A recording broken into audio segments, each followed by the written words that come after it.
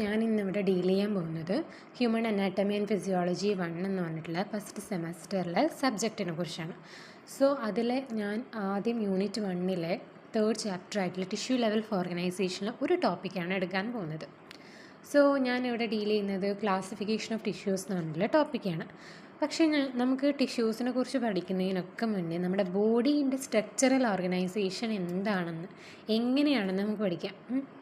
അപ്പം different level of structural organisation in the human body എന്ന് ചോദിച്ചു കഴിഞ്ഞാൽ ആദ്യത്തേത് കെമിക്കൽ. മൊത്തത്തിൽ 6 ലെവൽസ് ഉണ്ട്. അതിൽ ആദ്യത്തെ കെമിക്കൽ ലെവൽ, പിന്നെ cellular level, tissue level, organ level, system level and organism level. Chemical ലെവലാണ് ആദ്യത്തേത്. അതെന്ന് പറയുന്നത് ഡിഫറെൻറ്റ് ആറ്റംസ് ഒക്കെ ചേർന്നിട്ട് മോളിക്യൂൾസ് ഫോം ചെയ്യും. നമുക്കറിയാമല്ലേ, ഈ മോളിക്യൂൾസ് എന്ന് ഉദ്ദേശിക്കുന്ന DNA ആണ്. ഇനി ഈ DNA ഒക്കെ ചേർന്നിട്ട് എന്ത് ഫോം ചെയ്യും? സെൽസ് ഫോം ചെയ്യും. ഡിഫറെൻറ്റ് ടൈപ്സ് ഓഫ് സെൽസ് നമ്മുടെ ബോഡിയിലുണ്ട്. അതിനെയാണ് സെല്ലുലാർ ലെവൽ ഓഫ് ഓർഗനൈസേഷൻ എന്ന് പറയുന്നത്. ഇനി ഈ സെൽസൊക്കെ ചേർന്നിട്ട് എന്ത് ഫോം ചെയ്യും? ടിഷ്യൂസ് ഫോം ചെയ്യും. അതാണ് ടിഷ്യൂ ലെവൽ ഓഫ് ഓർഗനൈസേഷൻ. ടിഷ്യൂസും ഒരുപാട് ടൈപ്സ് ഉണ്ട്. ഇനി ഈ ടിഷ്യൂസൊക്കെ ചേർന്നിട്ട് എന്ത് ഫോം ചെയ്യും? ഓർഗൻസ്. ഒരുപാട് ടിഷ്യൂസ് കണക്ട് ചെയ്ത് ഡിഫറെൻറ്റ് ഓർഗൻസ് ഫോം ചെയ്യും. ഇതിനെയാണ് ഓർഗൻ ലെവൽ ഓഫ് ഓർഗനൈസേഷൻ. ഈ ഓർഗൻസ് ഒക്കെ ചേർന്നുകൊണ്ട് ഫോം ചെയ്യും സിസ്റ്റം ലെവൽ. അതായത് നമ്മുടെ ബോഡിയിൽ ഒരുപാട് സിസ്റ്റംസ് ഉണ്ടല്ലേ.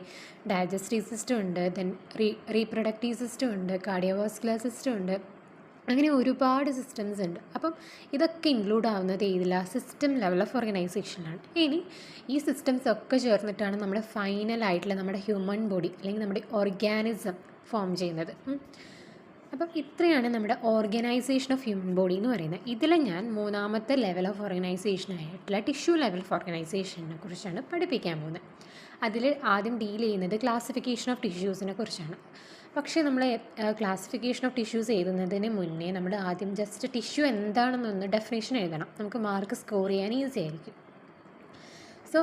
ടിഷ്യൂവിൻ്റെ ഡെഫിനേഷൻ എന്താണെന്ന് വെച്ച് കഴിഞ്ഞാൽ ഒരുപാട് സെൽസും അതേപോലെ തന്നെ ഈ സെൽസിനെ സറൗണ്ട് ചെയ്തിട്ടുള്ള മെറ്റീരിയൽസും ചേർന്നിട്ട് ഫോം ചെയ്യുന്നതിനെയാണ് നമ്മൾ ടിഷ്യൂസ് എന്ന് പറയുന്നത്. അതായത് different groups of cells and the materials surrounding the cells together work to perform a particular function. ഒരു പർട്ടിക്കുലർ ഫങ്ഷൻ എന്ത് ചെയ്യും? അവിടെ പെർഫോം ചെയ്യും ഈ ടിഷ്യൂസ്. സിംപ്ലി പറയുകയാണെങ്കിൽ നമ്മുടെ ഒരുപാട് സെൽസ് ടുഗെദർ എന്ത് ചെയ്യും? ടിഷ്യൂസ് ഫോം ചെയ്യും. ഒന്നും കൂടി പറയാം. Group of cells and materials surrounding the cells work together to perform a particular function is known as tissue. ഇനി എന്താണ് ക്ലാസിഫിക്കേഷൻസ്? ഡിഫറെൻറ്റ് ക്ലാസിഫിക്കേഷൻസ് നമുക്ക് പഠിക്കാം. ക്ലാസിഫിക്കേഷൻ അല്ലെങ്കിൽ നമുക്ക് ടൈപ്സ് ഓഫ് ടിഷ്യൂസ് എന്ന് ക്വസ്റ്റ്യൻസ് ചോദിക്കാം. ക്ലാസിഫിക്കേഷൻ മെയിനായിട്ട് 4 ടൈപ്സ് ക്ലാസിഫിക്കേഷനാണ് ടിഷ്യൂസ്. അത് ഏതിൻ്റെ ബേസിലാണ്? സ്ട്രക്ചർ ആൻഡ് ഫങ്ഷനെ ബേസ് ചെയ്തിട്ടാണ്. ഏതൊക്കെയാണ്? നമുക്കൊരു ഫ്ലോ ചാർട്ട് രൂപത്തിൽ എഴുതാം. അപ്പോൾ നമുക്ക് വാല്യുവേറ്റ് ചെയ്യുന്ന ആൾക്കാർക്കും അത് എളുപ്പമായിരിക്കും കറക്റ്റ് ചെയ്യാൻ. അങ്ങനെ നമ്മുടെ ഫ്ലോ ചാർട്ടും നമ്മുടെ വെബ് ഒക്കെ ആ ഒരു ഫോമിൽ എഴുതി കഴിഞ്ഞാൽ. അപ്പോൾ ടിഷ്യൂസിൻ്റെ ഡിഫറെൻറ്റ് ക്ലാസിഫിക്കേഷൻസ് ഏതൊക്കെയാണ്? First epithelial tissue, second connective tissue, third muscular tissue, fourth nervous tissue. ഇതാണ് 4 ടൈപ്സ് ഓഫ് ടിഷ്യൂസ് നമ്മുടെ ബോഡിയിലുള്ള. ഏതിൻ്റെ ബേസിൽ? സ്ട്രക്ചറും പിന്നെ അതിൻ്റെ ഫങ്ഷനെ ബേസ് ചെയ്തിട്ട്. ആദ്യത്തേത് നമുക്ക് ജസ്റ്റ് ഒന്ന് ബ്രീഫായിട്ട് പറയാം. എപ്പിത്തീലിയൽ ടിഷ്യൂസ് എന്ന് പറയുമ്പം എവിടെയൊക്കെയാണ് അത് കാണുന്നത്?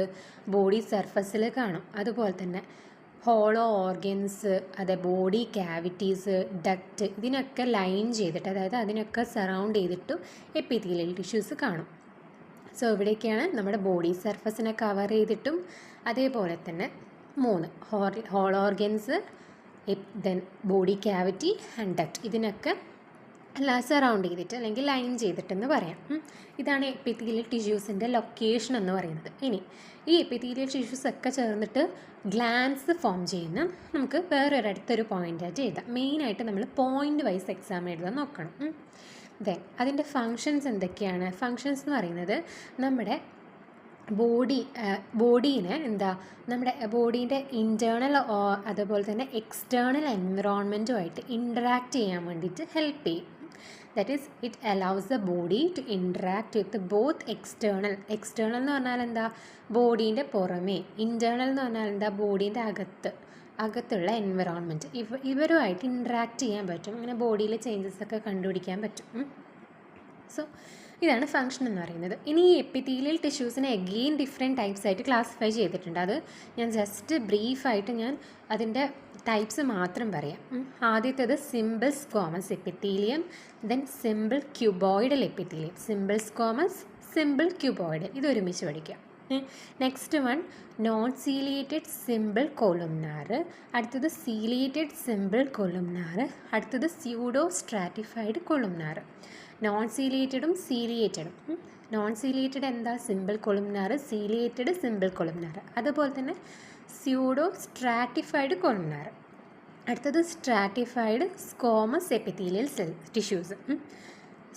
Stratified squamous epithelial tissue. അതേപോലെ തന്നെ വേറെയുണ്ട് ഇതാ സ്ട്രാറ്റിഫൈഡ് ക്യൂബോയിഡൽ, പിന്നെ സ്ട്രാറ്റിഫൈഡ് കൊളുംനാർ. എന്തൊക്കെ പഠിച്ചു? സ്ട്രാറ്റിഫൈഡിൻ്റെ പോലെ സ്ട്രാറ്റിഫൈഡ് സ്ക്വാമസ് പഠിച്ചു, സ്ട്രാറ്റിഫൈഡ് ക്യൂബോയിഡൽ, സ്ട്രാറ്റിഫൈഡ് കൊളുംനാർ. പിന്നെ അടുത്തത് ഏതാ, transitional epithelium. Next glandular epithelium. ഇതാണ് different types of epithelial tissues. ഇതിൻ്റെ എക്സ്പ്ലനേഷൻ പിന്നീട് പഠിക്കാം.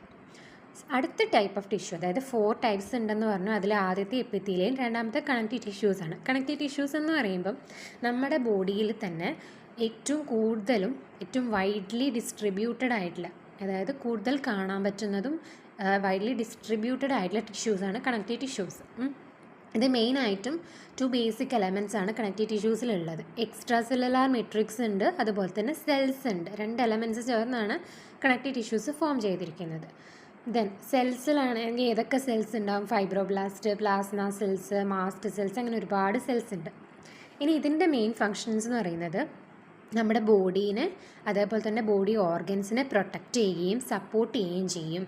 അതുപോലെ തന്നെ ഡിഫറെൻറ്റ് ഓർഗൻസിനെ ടുഗെദർ ബൈൻഡ് ചെയ്യാൻ ഹെൽപ്പ് ചെയ്യും. പിന്നെ ഫാറ്റിൻ്റെ രൂപത്തിൽ എനർജീനെ സ്റ്റോർ ചെയ്യാൻ ഹെൽപ്പ് ചെയ്യും. പിന്നെ അതുപോലെ തന്നെ ബോഡിക്ക് എന്ത് ചെയ്യും?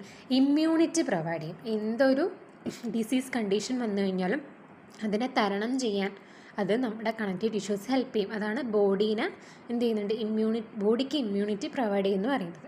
ഇതാണ് കണക്റ്റീവ് ടിഷ്യൂസ്. കണക്റ്റീവ് ടിഷ്യൂസിന് അഗെയിൻ ഡിഫറെൻറ്റ് ടൈപ്സ് ഉണ്ട്. അതൊരുപാട് ടൈപ്സ് ഉണ്ട് വീണ്ടും. അത് നമുക്ക് പിന്നീട് പഠിക്കാം. ഇത് ഞാൻ ജസ്റ്റ് ഒന്ന് ബ്രീഫായിട്ട് പറയുന്നതാണ്. അടുത്തത് മസ്കുലാർ ടിഷ്യൂസ്. തേർഡ് വണ്ണാണ് മസ്കുലാർ ടിഷ്യൂ. മസ്കുലാർ ടിഷ്യൂസ് എന്ന് പറയുമ്പോൾ മസ്കുലാർ ടിഷ്യൂസിൽ എന്തുണ്ട്? ഇലോങ്ങേറ്റഡ് സെൽസ് ചേർന്ന് ഫോം ചെയ്യുന്നതാണ് ഈ മസ്കുലാർ ടിഷ്യൂസ്. ഞാൻ പറഞ്ഞു ഒരുപാട് സെൽസ് ചേർന്നിട്ടാണ് ഈ ടിഷ്യൂസ് ഫോം ചെയ്തത് പറഞ്ഞു. സോ ഈ മസ്കുലാർ ടിഷ്യൂസ് എങ്ങനെയാണ് ഫോം ചെയ്തത്? ഇലോങ്ങേറ്റഡ് സെൽസ്, അതായത് ലോങ് ആയിട്ടുള്ള വലിയ ഇലോങ്ങേറ്റഡ് സെൽസ് ആയിട്ടുള്ള മസിൽ ഫൈബേഴ്സ്, അല്ലെങ്കിൽ അതിനെന്തെന്ന് പറയും, മയോസൈറ്റ്സ്, ഇത് ചേർന്നിട്ടുണ്ടാവുന്നതാണ് മസ്കുലാർ ടിഷ്യൂസ്. അതായത് ഒരുപാട് മസിൽ ഫൈബേഴ്സ് ചേർന്നുണ്ടാവുന്നതാണ് മസ്കുലാർ ടിഷ്യൂസ് എന്ന് പറയുന്നത്.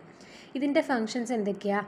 ബോഡി മൂവ്മെൻറ്റിനെ സഹായിക്കും. ബോഡി പോസ്റ്റർ, ഡിഫറെൻറ്റ് പോസ്റ്ററിൽ നമുക്ക് നമ്മുടെ ബോഡീനെ കൊണ്ടുപോകാൻ വേണ്ടിയിട്ട് അതിനെ ഹെൽപ്പ് ചെയ്യും. പിന്നെ ഹീറ്റ് ജനറേറ്റ് ചെയ്യും.